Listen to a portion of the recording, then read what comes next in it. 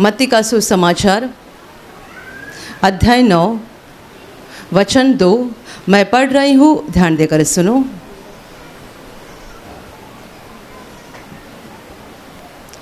और देखो, कई लोग लकवे के एक रोगी को खाट पर रखकर उसके पास लाए। यीशु ने उनका विश्वास देखकर उस लकवे के रोगी से कहा, हे पुत्र, ढाढ़स बांध, तेरे पाप क्षमा हुए। Hallelujah, hallelujah, hallelujah, hallelujah, hallelujah, hallelujah. मेरे प्यारे भाई और बहनों, प्रभु यीशु के पास ऐसे एक मनुष्य को लाया गया था जिसको लकवा हुआ था और जो खड़ा नहीं रह सकता था, चल नहीं पाता था। उसे खाट पर रखकर उठाकर यीशु के पास लाया गया। लिखा है कि उनका यानी उस मनुष्य को लाने वालों का जो विश्वास था, उस विश्वास को देखकर प्रभु इस मनुष्य से जिसे लकवा हुआ था बता रहा है, हे पुत्र, ढाढ़स बांध, तेरे पाप क्षमा हुए। और फिर आगे इसी घटना में हम पढ़ते हैं, कुछ ही समय के बाद प्रभु उसे बोलता है, उठ और अपनी खाट उठा और घर चला जा। और इतने सारे लोगों के सामने इतना बड़ा आश्चर्य कर्म हुआ कि जिसे खाट पर उठाकर लाया था वो प्रभु के शब्द के द्वारा उठ खड़ा हो गया और अपनी खाट उठाकर घर पर चला गया। हालेलुया। जिस खाट पर उसे लाया था उठाकर, उसी खाट को ये उठाकर अपने घर चला गया। मेरे प्यारे भाई और बहनों, प्रभु यीशु के पास बहुत रोगी लोगों को लाया जाता था, मरीजों को लाया जाता था और उनके जीवन में वो आश्चर्य कर्म दिखाता था, यानी वो अपना प्रेम और सामर्थ प्रकट करके उन्हें चंगा करता था। जिनमें दुष्टात्माएं रहती थी उनमें से दुष्टात्मा को निकाल देता था। जो बीमार रहते थे उनमें से बीमारी को निकाल देता था। अंधों की आंखें खोलता था, गूंगों को बोलने की शक्ति देता था, लंगड़े को चलने की शक्ति देता था। लेकिन कई बार प्रभु ने इस महत्वपूर्ण वचन को कहा है, हमेशा नहीं, कई बार कहा है। और ये वचन हर मनुष्य के लिए बहुत ज़रूरी है, जो अभी हमने पढ़ा। यीशु से कहता है, हे पुत्र, ढाढ़स बांध, तेरे पाप क्षमा हुए। उसे लाया गया है लकवे से ठीक होने के लिए। उसे लाया गया है उसके शरीर में जो बीमारी हुई है उस बीमारी से चंगाई पाने के लिए। और प्रभु उसके साथ उसके पाप की बात कर रहा है, हे पुत्र, ढाढ़स बांध, तेरे पाप क्षमा हुए। मेरे प्यारे भाई और बहनों, ऐसा प्रभु ने बार बार नहीं कहा है, कई बार ही कहा है। हम बोल सकते हैं कम बार कहा है। और बहुत बार लोग आते थे, प्रभु उन्हें छूता था, लोग चंगे होकर चले जाते थे। कई बार प्रभु उन्हें छूता नहीं था, परंतु लोग ही विश्वास के साथ प्रभु को छूते थे, उसके कपड़े को छूते थे और चंगाई पाते थे, घर चले जाते थे। लेकिन बहुत कम बार प्रभु ने इस शब्द का इस्तेमाल किया है, तेरे पाप क्षमा हुए। हम और एक घटना बाइबल में पढ़ते हैं जो यूहन्ना के सुसमाचार में लिखी है कि प्रभु यीशु ने ऐसे एक मनुष्य को चंगा किया तो जो 38 वर्ष से लकवे से पीड़ित था। ये मनुष्य को प्रभु ने चंगा किया और प्रभु वहाँ से चला गया। ये मनुष्य को यीशु के ठीक से पहचान भी नहीं हुई थी कि मुझे जिसने चंगा किया वो है कौन, क्योंकि वहाँ बहुत भीड़ थी। प्रभु ने इस मनुष्य की हालत देखी जो 38 वर्ष से बीमार हालत में पड़ा हुआ था। प्रभु ने उसे चंगा किया और प्रभु चला गया। लेकिन कुछ समय के पश्चात यही मनुष्य प्रभु को दोबारा मिला और जब प्रभु की इसके साथ दोबारा मुलाकात हो गई, प्रभु ने उसे एक महत्वपूर्ण सलाह दी, देख, अब तू चंगा हो गया है, फिर से पाप मत करना, वरना तेरी हालत बुरी हो जाएगी। देख, अब तू चंगा हो गया है, फिर से पाप मत करना। यहाँ पर भी हम देखते हैं कि प्रभु यीशु ने इस मनुष्य को चंगा किया, यानी उसके शरीर की बीमारी निकाल दी, और जब सलाह दे रहा है तब उसके पाप के विषय में उससे बातचीत कर रहा है और ये सलाह दे रहा है अब से आगे पाप मत करना। इसका मतलब ही ये था कि प्रभु ने उससे पहले के पापों को माफ़ कर दिया था, क्षमा कर दिया था, तब जाकर उसकी बीमारी निकल चुकी थी और प्रभु उसको अभी समझा रहा है कि अब से आगे पाप मत करना। Hallelujah, hallelujah, hallelujah, hallelujah. मेरे प्यारे भाइयों और बहनों, हम शारीरिक इंसान हैं और हमारा ध्यान हमारे शरीर की ओर ज़्यादा रहता है, और इसीलिए हम हमेशा चाहते हैं कि हमें कोई बीमारी ना आ जाए, कोई परेशानी हमारे शरीर में ना रहे, कोई समस्या ना रहे। यहाँ तक कि एक छोटा सा दाग भी आ जाता है तो बार बार हमारा ध्यान उसकी ओर जाता है। इतना सा दाग है, इतना सा। कई लोग मेरे सामने आशीर्वाद के लिए आते हैं और कहते हैं मेरे चेहरे पे सफ़ेद दाग है, प्रार्थना करो। मैं देखती हूँ दिखाई नहीं दे रहा है, कहाँ पर है? कहीं तो एकदम छोटा सा दाग रहता है, गौर से देखेंगे तो दिखाई देता है, एकदम ध्यान से देखने पर दिखाई देता है। पर ये व्यक्ति दिन रात इसी का सोचती है, दाग है, दाग है। आप में से किसी ने आज नया कपड़ा पहना होगा तो आप यहाँ बैठते समय 4 बार सोचे होंगे कपड़े को गंदगी नहीं लगनी चाहिए। यहाँ आपको बैठने के लिए भारी कुर्सी नहीं है, आप नीचे ज़मीन पर बैठे हैं। ये जो कारपेट डाला है इसके ऊपर महीने महीने कितने सारे लोग बैठते हैं, आराधना करते हैं, निकल जाते हैं। तो आज आपने नया और भारी कपड़ा पहना होगा तो आपने 4 बार सोचा होगा कपड़े पे दाग तो नहीं लगेगा, और बैठेंगे तो थोड़ा आसपास भी देखेंगे।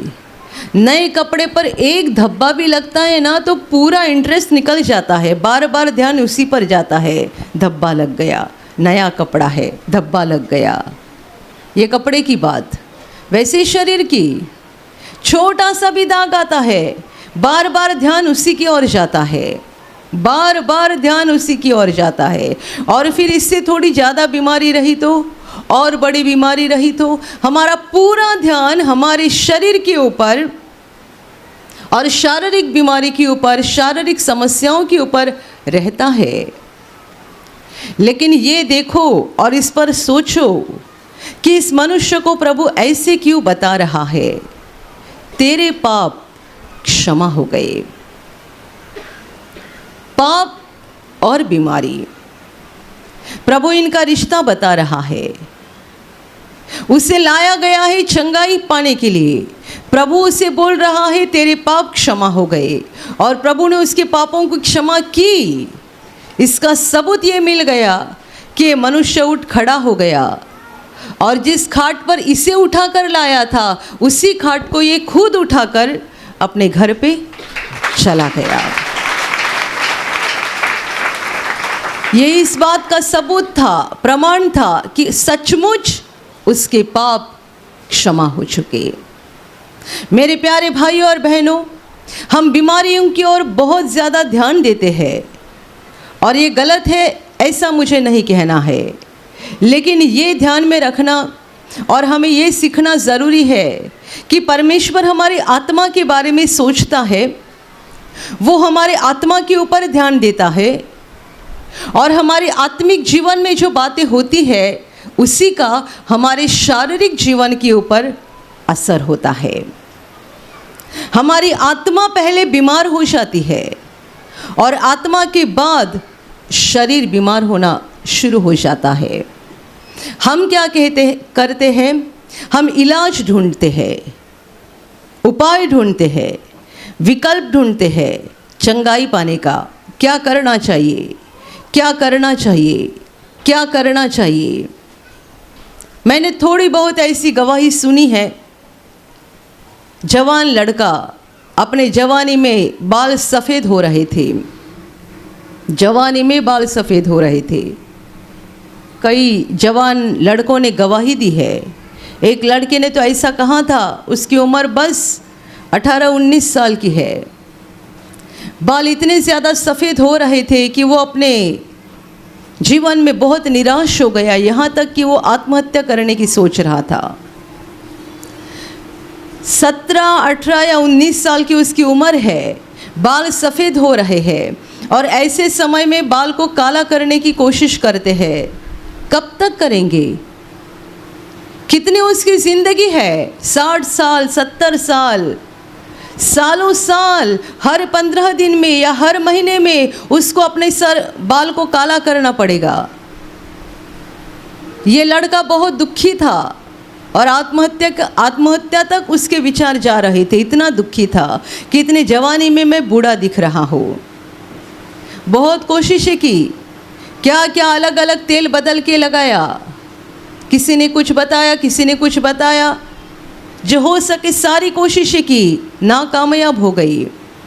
प्रार्थना में आ गए, प्रभु की शरण ली, रोकर प्रार्थना करने लगा, प्रार्थना माध्यम का इस्तेमाल करने लगा और कुछ ही महीनों के अंदर सारे बाल काले हो गए।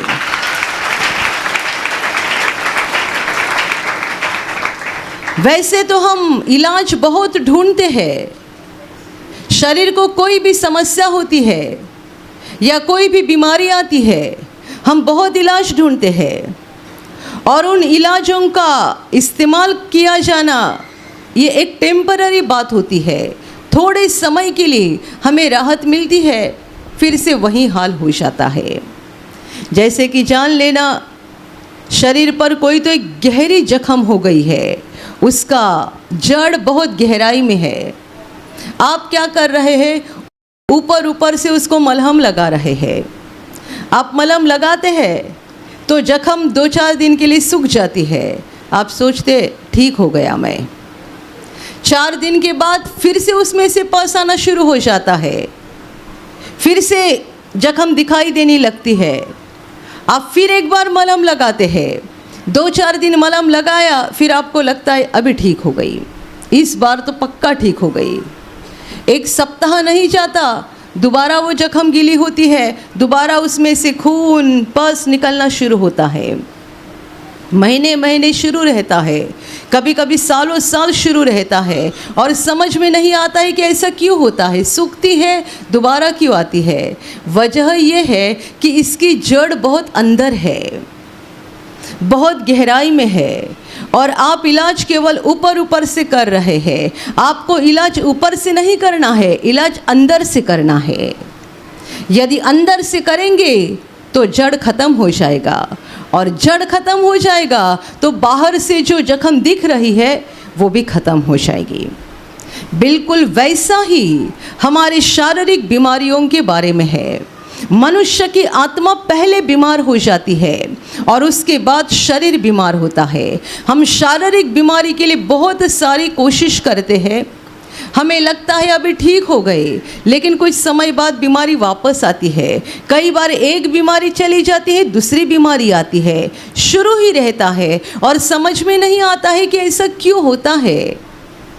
वजह यह है कि हमारी आत्मा बीमार है और आत्मा को ठीक होने की ज़रूरत है। यदि आत्मा ठीक नहीं हुई तो आप ऊपर ऊपर से कितना भी मलहम लगाओ, लेकिन आपको पूरी रीति से राहत नहीं मिल सकती है। Hallelujah, hallelujah, hallelujah, hallelujah. आत्मा की बीमारी क्या है? पाप। यह आत्मा की बीमारी है। पाप ये आत्मा की सबसे भयानक बीमारी है। पाप का मतलब परमेश्वर से अलग हो जाना, पाप का मतलब परमेश्वर से दूर हो जाना, पाप का मतलब परमेश्वर के खिलाफ अपनी जिंदगी को बिताना। और ये बीमारी को हमने वैसा ही रखा है और ऊपर ऊपर से मलहम लगा रहे हैं।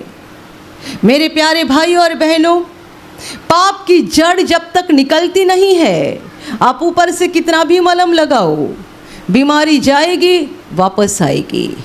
एक बीमारी जाएगी, दूसरी बीमारी आती रहेगी। आप जिंदगी भर परेशान होते रहोगे, क्योंकि हमारे शरीर की बीमारी की जड़ हमारी आत्मा में है कि हमारी आत्मा बीमार है, आत्मा पापी है, उसे पापों की क्षमा मिलने की ज़रूरत है। जब तक पाप की क्षमा नहीं मिलेगी तब तक ये जड़ खत्म नहीं हो जाएगा। हालेलुया।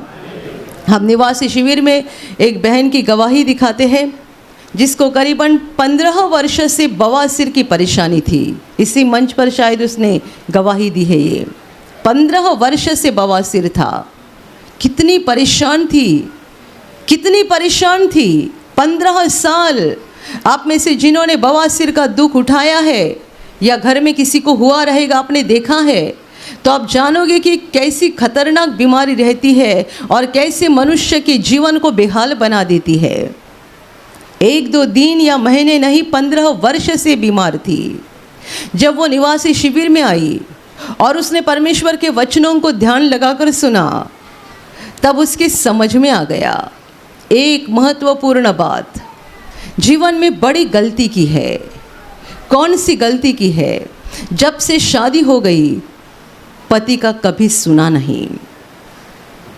जब से शादी हो गई है पति की बात को कभी माना नहीं, हमेशा अपनी ही बात के ऊपर अड़ी रही है और पति की बात को कभी माना नहीं, पति की आज्ञा का पालन नहीं किया है। और इस पाप का उसे इतना बड़ा एहसास शिविर में हो गया कि उसने प्रभु के पास रो रो कर माफ़ी मांगी। उसके पति तो उसके साथ शिविर में थे नहीं, लेकिन उसने मन ही मन कहा प्रभु से कि मैं घर वापस जाऊंगी तब अपने पति के पास से माफ़ी मांगूंगी। लेकिन गए 15 वर्ष से जब से मेरी शादी हुई है मैंने ये बहुत बड़ा पाप किया है, मुझे क्षमा कर देना। वो कहती है मैंने रो रो कर पश्चाताप किया, प्रभु से क्षमा मांगी और मुझे बहुत राहत मिल गई। ये मेरी समस्या बहुत पैमाने में कम हो गई। मैं खुशी खुशी घर गई और घर जाने के बाद जो थोड़ा दर्द बचा था, थोड़ी समस्या बची थी, उसी को लेकर दिन बिताते गई। वो थोड़ी समस्या जा नहीं रही थी और मैं मन में सोच रही थी कि शिविर में मुझे इतनी चंगाई मिली तो इतना दर्द क्यों रहा है, ये क्यों नहीं गया अभी भी। तब प्रभु ने याद दिलाया एक काम बाकी रह गया है, तूने पति के पास से माफ़ी नहीं मांगी है, ये काम बाकी रह गया है। वो बोलती है शुरू में मन नहीं हो रहा था। जब प्रभु के उपस्थिति में रहते हैं हम बहुत नम्र बन जाते हैं, लेकिन जैसे उपस्थिति से बाहर हो जाते हैं हम बहुत कड़क बन जाते हैं। जब तक वो प्रभु की उपस्थिति में थी बड़ी आसानी से बोली मैं घर जाऊंगी, पति के पास माफ़ी मांगूंगी। लेकिन जब घर गई इस बात को भूल भी गई और जब प्रभु ने याद दिलाया तब उसे हो नहीं रहा था। नम्र बनना है ना, पति के सामने सर झुकाना है, छोटा बनना है। लेकिन आखिर उसने वो बात की, अपने पति से कहा कि मुझे आपसे माफ़ी मांगनी है, मैंने आपका कभी सुना नहीं और इस पाप का मुझे शिविर में एहसास हो गया, मैं आपसे माफ़ी मांगती हूँ। और वो बहन खुद कहती है जब मैंने पति के पास से घर पे माफ़ी मांगी उस वक्त से 100% बीमारी ख़त्म हो गई।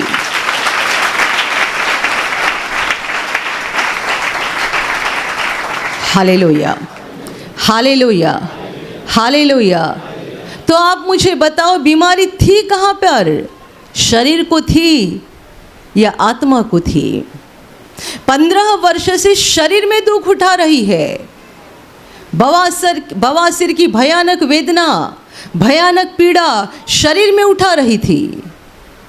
जब शिविर में प्रभु के वचन सुने और वचन के द्वारा एहसास हो गया कि मैंने अपने जीवन में इतना बड़ा पाप किया है, परमेश्वर की इस वचन का पालन नहीं किया है। जब परमेश्वर का वचन कहता है कि हे पत्नियों अपने अपने पति के अधीन रहो, मेरा तो जीवन इसके पूरा ही पूरा उल्टा था। मैंने कभी पति की बात को मानी नहीं है। उसे एहसास हुआ, पश्चाताप किया, बीमारी बहुत पैमाने में कम हो गई। घर जाने के बाद जिसके विरोध में पाप किया था उससे भी क्षमा मांगना ज़रूरी है। ये परमेश्वर का मार्ग है, ये परमेश्वर का रास्ता है। और उसने अपने पति के पास से माफ़ी मांगी, 100% बीमारी निकल गई। बवासीर शरीर को था उसने आत्मा की बीमारी को ठीक होने का इलाज ढूंढा। आत्मा की बीमारी ठीक हो गई। इसका मतलब जब प्रभु ने उसे पूरी रीति से क्षमा की, तब उसके शरीर की बीमारी पूरी तरह से खत्म हो गई। Hallelujah, hallelujah, hallelujah, hallelujah, hallelujah. कई बार हम अपने आत्मा की बीमारी के ऊपर बहुत ज़्यादा नज़रअंदाज करते हैं और प्रभु के सामने रोते हैं, गिड़गिड़ाते हैं, कितनी सारी कोशिशें करते हैं, कितने सारे इलाज ढूंढते हैं और सारी बातें नाकामयाब होती है। इस लकवे से बीमार मनुष्य से प्रभु ने कहा, हे पुत्र, ढाढ़स धर, तेरे पाप क्षमा हुए। प्रभु ने पापों की क्षमा की, यानी प्रभु ने उसकी आत्मा को चंगा किया। और जब आत्मा को चंगाई मिल गई, उसका शरीर ठीक हो गया, वो उठा और अपनी खाट उठाकर घर चला गया। मेरे प्यारे भाइयों और बहनों, हम में से हर एक को इस बात की ज़रूरत है कि हमारा आत्मा ठीक होता जाए। हम अपने आत्मा के ऊपर ध्यान लगाए। इसीलिए तो परमेश्वर का वचन हमें कहता है, शरीर पर मन लगाना तो मृत्यु है, आत्मा पर मन लगाना जीवन और शांति है। शरीर पर मन लगाना मृत्यु है। आप केवल शरीर का ही सोचते हैं, आत्मा का नहीं सोचते। क्या मिलेगा? मृत्यु। यदि आप आत्मा के ऊपर ध्यान दे रहे हैं, क्या मिलेगा? जीवन और शांति। यहाँ लोग गवाही देते हैं, बीमारी ठीक हो गई। कैसे ठीक हो गई? क्या इलाज किया?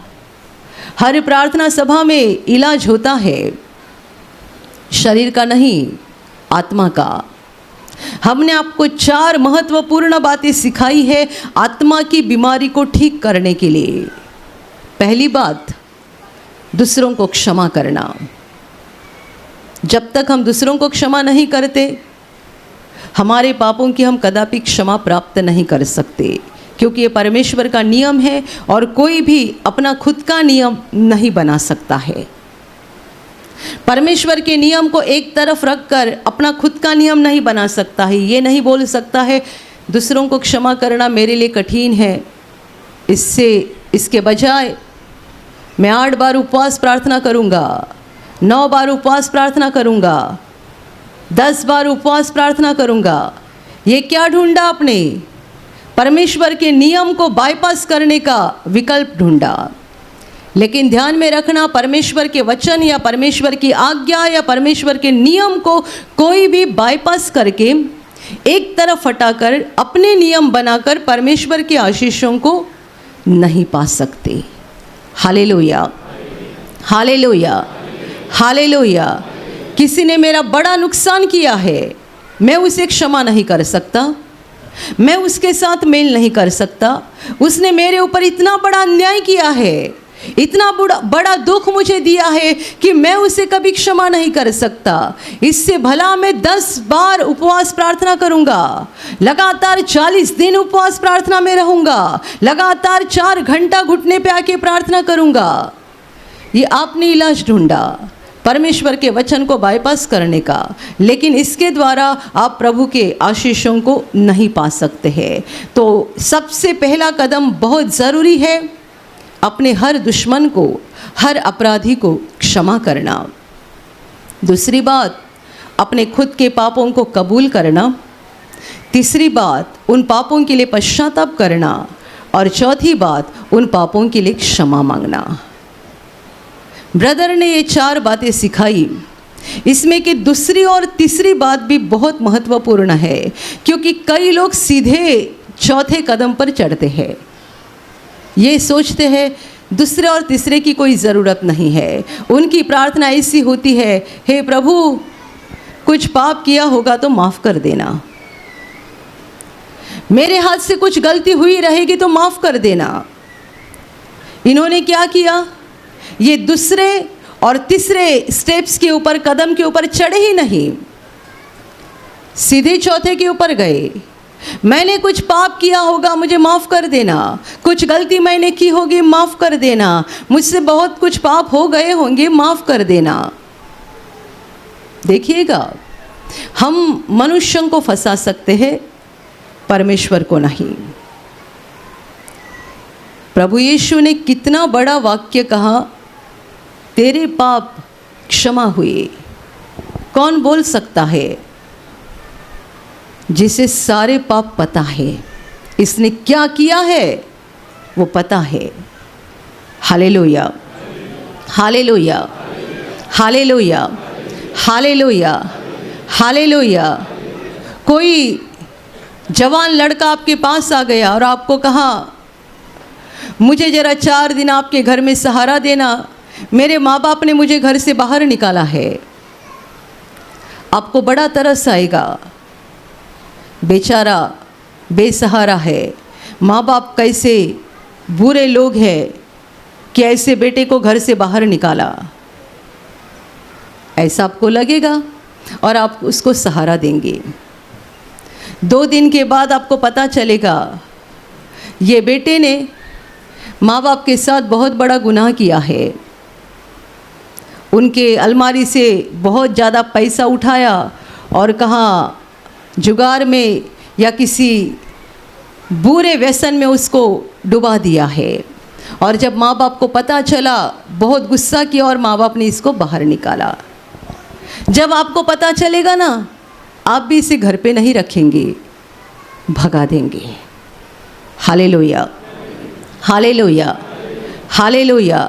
बहुत साल पहले की घटना है। केंद्र में एक पति पत्नी आए थे, जवान थे, उनके पास छोटे छोटे 2 बच्चे थे। और ऐसे समय में आए थे जब शिविर नहीं था, प्रार्थना नहीं थी, शिविर का प्रार्थना का दिन नहीं था। जब वो आ गए तभी हमने देखा कि वो जवान भाई शराब पिया हुआ था, औरत भी रो रही थी और दोनों का कहना था हमको इस केंद्र में ही रख देना। हमने कहा कि हम आपको नहीं रख सकते हैं। उस समय ब्रदर भी किसी काम से बाहर गए थे। हमने कहा कि हमारे ब्रदर भी इधर नहीं है और आपकी हालत देखकर हमको नहीं लग रहा है कि आप कोई अच्छे लोग हैं, आपका चाल चलन ठीक नहीं लग रहा है, तो हम आपको नहीं रख सकते। वे माने नहीं, ज़बरदस्ती कर रहे थे। हमने रखा नहीं तो पास में गए और गांव वालों को बुलाया। गांव वाले आ गए, हम पर ज़बरदस्ती करने लगे। हमने कहा देखिएगा, हमारे ब्रदर नहीं है इधर और ना ही और कोई टीम मेंबर है, हम 2-4 ही बहन लोग हैं, हम इनको नहीं संभाल सकते हैं। ये भाई शराब पिया हुआ नज़र आ रहा है और ये दोनों पति पत्नी ऐसे दिख रहे शायद ये घर से भाग गए हैं और इनका चाल चलन ठीक नहीं लग रहा है। हम इनको अभी तो नहीं रख सकते। बहुत ज़्यादा बहस हो गई। फिर वो लोग उनको लेकर निकल गए और पास में कोई एक आश्रम था, वहाँ पे उनको रखा। 4 दिन के बाद खबर मिली, वो जो जवान भाई जिसको हम नहीं रख रहे थे, उसने उस आश्रम की बड़ी चोरी की और अपनी पत्नी और बच्चों को लेकर वहाँ से भाग गया। Hallelujah, hallelujah. ऐसे लोग होते हैं। आपने किसी बेसहारा व्यक्ति को अपने घर में सहारा दिया, ये सोचकर कि कैसे घर के लोग हैं, बुरे लोग हैं। बेचारा कितना सादा दिख रहा है, कैसा लग रहा है, ऐसा कुछ लगता है क्या कुछ बुरा काम किया होगा। 2 दिन के बाद आपके घर में ही कुछ गलत काम करता है, तब आप उसको भगा देते हैं, या आपको बाहर से कहीं पता चलेगा तो भी भगा देंगे। आपने सहारा तब तक दिया जब तक आपने उसकी सच्चाई को नहीं जाना। जब सच्चाई को जाना तब आपने उसको भगा दिया। परमेश्वर जब किसी को कहता है तेरे पाप क्षमा हो गए, तो क्या उसे मालूम नहीं है इसने क्या पाप किए हैं? परमेश्वर मनुष्य नहीं है। यीशु मसीह मनुष्य बनकर आया था, लेकिन वो सब जानता था, सब जानता था। इस मनुष्य से जब वो बोल रहा है तेरे पाप क्षमा हो गए, तब उसने कल क्या किया है, 1 साल पहले क्या किया है, 10 साल पहले क्या किया है, सारी बातें वो जानता था। व्यभिचारी औरत को जब लोग पत्थर मारने के लिए प्रभु के पास लेकर आए कि तुम्हारा क्या कहना है, प्रभु के जवाब के बाद वो लोग निकल पड़े। क्या प्रभु ने उस औरत को पहचाना नहीं था? उसके पापों को जाना नहीं था? तो भी प्रभु उससे कहता है, मैं भी तुझे दंड नहीं देता, जा अब से पाप मत करना। एक औरत प्रभु के पास आई जब प्रभु एक फरीसी के घर में भोजन के लिए बैठा था। वह औरत प्रभु के चरणों के पास बैठी, रोई, बहुत रोई। अपने आंसुओं के द्वारा उसने प्रभु के पैर धोए, अपने बालों से प्रभु के पैर पोंछे। जब ये चल रहा था सब लोग देख रहे थे, क्योंकि लोग जानते थे ये गांव की पापी औरत है। लोग जितना जानते थे उससे प्रभु बहुत ज़्यादा जानता था। लेकिन प्रभु उसकी ओर देखकर बोल रहा है, इसने जो सारे पाप किए हैं उन सारे पापों की उसको क्षमा हो गई है। Hallelujah, hallelujah, hallelujah, hallelujah.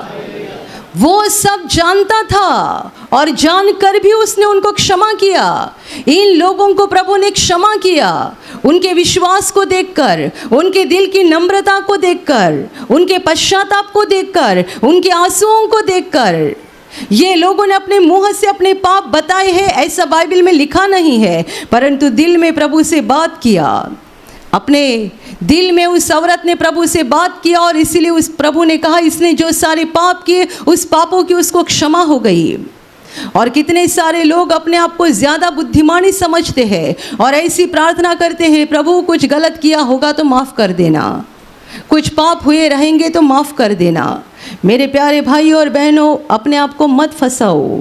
परमेश्वर सब जानता है, सारी बातें जानता है, सब कुछ जानता है। सामरी स्त्री से प्रभु कहता है, जाओ तेरे पति को बुलाओ। वो कहती है, मुझे पति नहीं है। यीशु कहता है, ठीक कहा, तुझे पति नहीं, ये तूने ठीक कहा, क्योंकि तेरे 5 पति थे और अभी भी जो तेरे साथ है वो तेरा पति नहीं है। बताओ वो कितना जानता है, वो हमारे बारे में कितना जानता है। ऐसे गांव में ऐसी कुआं के पास वो बैठा है और ऐसी महिला के साथ बात कर रहा है, सारी बातें अनजान थी और प्रभु से बोल रहा है, मुझे पति नहीं, ये तू बराबर बोल रही है, ठीक बता रही है। मेरे प्यारे भाई और बहनों, परमेश्वर के साथ ऐसा व्यवहार मत करो जैसे कि हम मनुष्यों के साथ करते हैं। वो सब जानता है और हमें ज़रूरी है कि हमारी आत्मा को परमेश्वर के सामने हम नम्रता से खोल दें, अपने पापों को कबूल करके पश्चाताप करें और क्षमा मांगे, क्योंकि आत्मा की बीमारी ठीक होना हमारे लिए सबसे महत्वपूर्ण बात है। Hallelujah, hallelujah, hallelujah. मैंने हमेशा कहा है, सबसे अर्जेंट बात, ज़रूरी बात क्या है? पापों की क्षमा पाना। या आप कल, परसों, 1 साल के बाद, 2 साल के बाद नहीं छोड़ सकते, इस बात को नहीं छोड़ सकते। कोई आपको बता रहा है, भाई साहब मेरे घर में कब आओगे, कितने दिन से मैं आपको बुला रहा था, आओ हमारे साथ खाना खाओ। आप बोल सकते 1 महीने के बाद आऊँगा, कल आऊँगा, परसों आऊँगा। ऐसी बातें हम कल, परसों, 1 महीने के बाद, 1 साल के बाद रख सकते हैं, लेकिन एक बात को कभी भी कल नहीं रखना है। आपको कपड़ा खरीदना है, आपको नया फ्रिज खरीदना है, आपको टीवी खरीदना है। हम जीवन में बहुत सारी बातें करते, बहुत सारी। अभी भी आप में से कितने सारे लोगों ने तय किया होगा, आज शाम 5 बजे प्रार्थना ख़त्म हो जाएगी, फिर 6 बजे मैं घर पहुंचूंगा, फिर 6:30 बजे मुझे इसको मिलना है, 7 बजे मुझे फलाना जगह पर जाना है, 8 बजे मुझे किसी से पैसा लेना है। आपने सारी बातें तय की होगी और ऐसे बहुत काम हम किया करते हैं, लेकिन एक बात को अर्जेंट नहीं समझते हैं, पापों की क्षमा पाना। ये बहुत अर्जेंट बात है। हर दिन हमारे लिए ये अर्जेंट बात रहती है। जब भी हमारी आत्मा बीमार हो जाती है, हमसे पाप हो जाते हैं, हम परमेश्वर के कानूनों के खिलाफ कुछ करते हैं, ज़रूरी है कि हमें अपने पापों का अंगीकार करके पश्चाताप करना है, क्षमा पानी है, ताकि ये बीमारी हमारी आत्मा में जड़ ना पकड़े और हमारी आत्मा का विनाश ना करे। Hallelujah, hallelujah, hallelujah. हम में से कोई भी अपने ज़िंदगी के बारे में नहीं जानता है कि हम कितने समय तक है, कल है, परसों है, एक महीने के बाद है, 2026 में हम रहेंगे, 27 में हम रहेंगे, कोई नहीं जानते हैं। और इसीलिए सबसे अर्जेंट बात हमारे जीवन में यही रहती है, सबसे ज़रूरी बात यही रहती है कि हमारी आत्मा में कोई बीमारी ना रहे और हमें पापों की क्षमा मिल जाए। Hallelujah, hallelujah. इसलिए तो हर बार जब आप यहाँ प्रार्थना में आते हैं, हम आपको कहते हैं दूसरों को क्षमा करो, अपने पापों को कबूल करो, पश्चाताप करो, क्षमा मांगो, और ये सारी बातें आपको हर दिन करनी है। जब आप पाप करते आपको ये बातें करनी है, इसलिए करनी है ताकि आत्मा में कोई बीमारी ना लगे।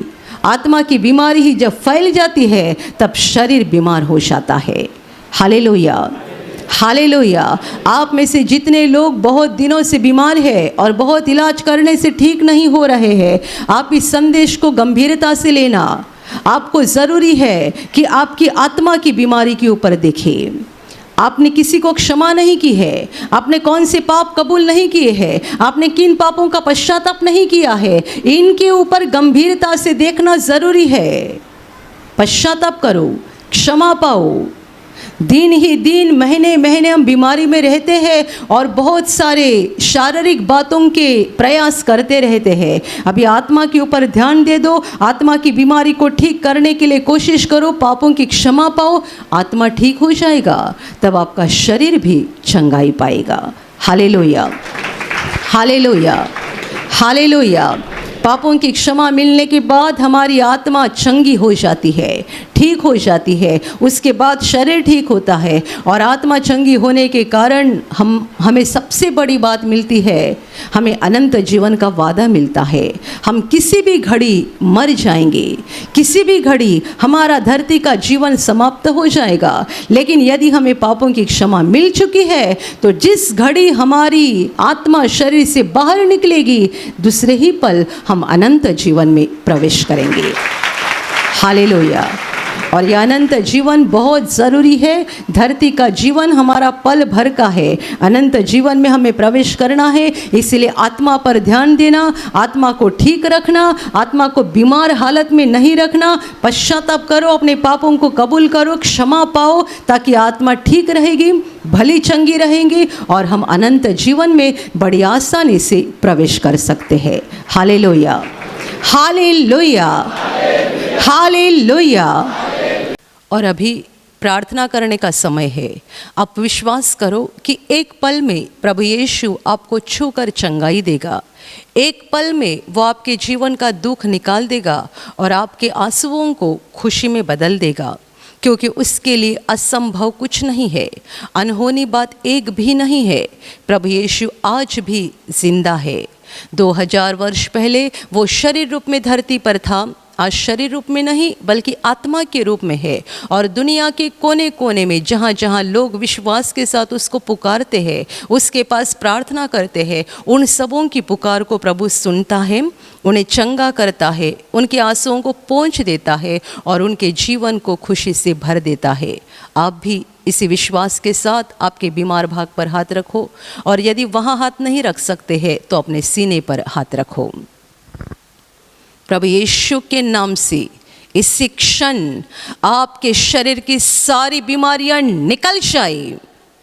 यीशु के नाम से आपके जीवन का सारा दुख निकल जाए। शैतान का हर एक काम आपके जीवन से और आपके परिवार से पूरी तरह से नष्ट हो जाए। यीशु के नाम से, प्रभु यीशु के नाम से शैतान का सारा काम आपके जीवन से नष्ट हो जाए। सारी दुष्ट आत्माओं को प्रभु यीशु के नाम से मैं आज्ञा दे रही हूँ, इसी क्षण इन्हें छोड़कर निकल जाओ और वापस उनमें नहीं आना। इसी क्षण प्रभु का महान सामर्थ आपके ऊपर आ जाए। प्रभु का महान सामर्थ्य आपके ऊपर आ जाए, प्रभु का महान सामर्थ्य आपके ऊपर आ जाए। इसी घड़ी पवित्र आत्मा की खुशी आपके दिल में आ जाए, पवित्र आत्मा की शांति आपके दिल में आ जाए और आपका जीवन स्वर्ग की रोशनी से भर जाए। आमीन।